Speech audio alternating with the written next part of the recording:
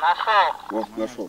Алексеевскадан келген құтқарушы водолаз Евгений Хакимов су түбінен иратның үлген гәүдәсе табылуы турында хәбәр итә.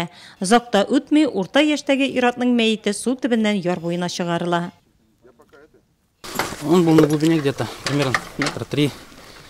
Ул 3 метр тирәнлектә иде, анда су агымы. Суга батучы башы белән түбән кадалып корсагына яткан иде. Күрәсең, ярдан суга керү белән шулай ятканда.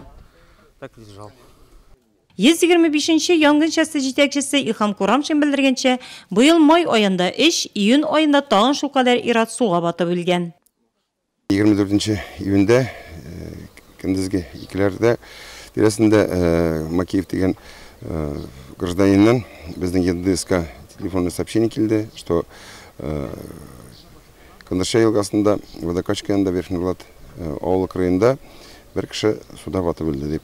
Бу сообщение без экстренный службаларга сообща итеп, отдел полициягә һәм Алексеевскидагы 3-нче спасательный отрядтан водолазларны чакырттык.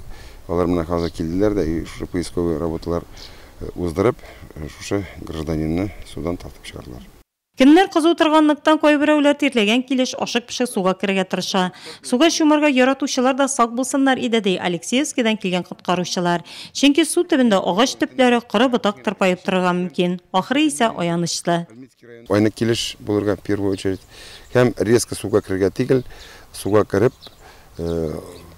шейкланып, организмны адаптировать итәргә кирәк, потому что суның өстендә йылыз, су астында уртасында төбендә бу родниклар белән чишмәләр белән салкын су и кызган тирләгән кеше чабып кереп суга чумгач судорожное состояние килә һәм ул уже судан чыга алмый.